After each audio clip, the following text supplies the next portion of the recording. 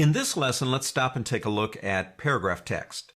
In reality, paragraph text is just like character text. It's words and letters of the alphabet. But when you get enough of those words and letters of the alphabet together into one space, there are certain formatting options you can do to paragraph text. So I am in the paragraph text.psd document in your exercise files, and I am in the typography workspace. Don't forget that. Let's move over the paragraph panel. And let's go ahead and move over the layers panel too. Pick up your type tool.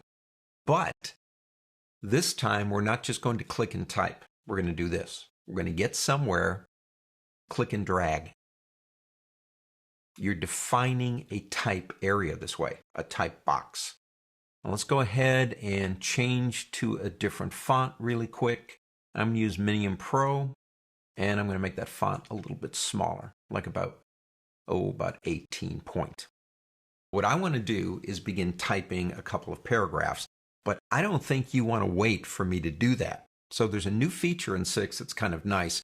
If you're just playing around with formatting text and you don't really care what the words are yet, go up to the word type on the pull-down menu and go down to paste lorem ipsum text.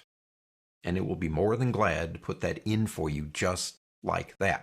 Now, once it's there, you say, well, why would you use this? Well, we use something like this for a couple of reasons. Number one, we just kind of want to play around with some fonts. We don't really need the words. We need some letters of the alphabet that we can manipulate, decide what we like. Another one is when I'm working with my clients. The worst thing you can do sometimes if you want them to look at the form, if you want them to see it and say, well, what do you think about the way this looks? And what do you think about this font?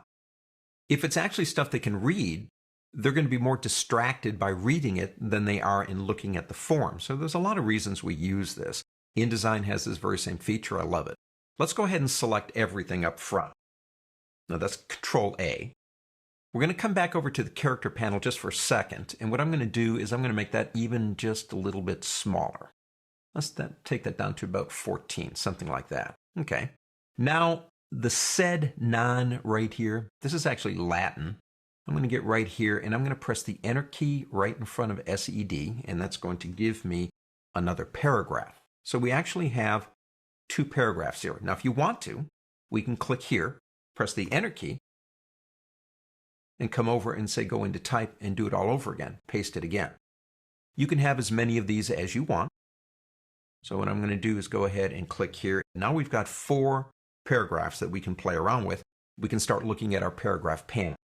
Now the panel itself has formatting options for the text up here. If we want to format the whole thing, let's look at that first.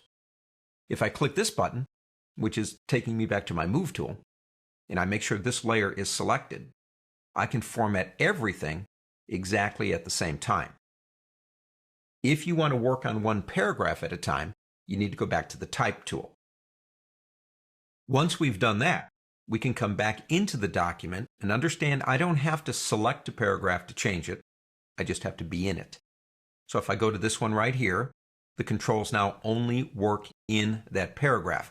One of the biggest differences in paragraph and character control is the difference between the fact that characters must be selected if you want to change them. Paragraphs, well, you just have to be inside of it, that's all. You do have a button here to turn on or off hyphenization. Again, that would be dealing with whatever paragraph you're in, or if you press Control A, you can turn that off right here, and then we lose our hyphenization. Let's turn that back on again.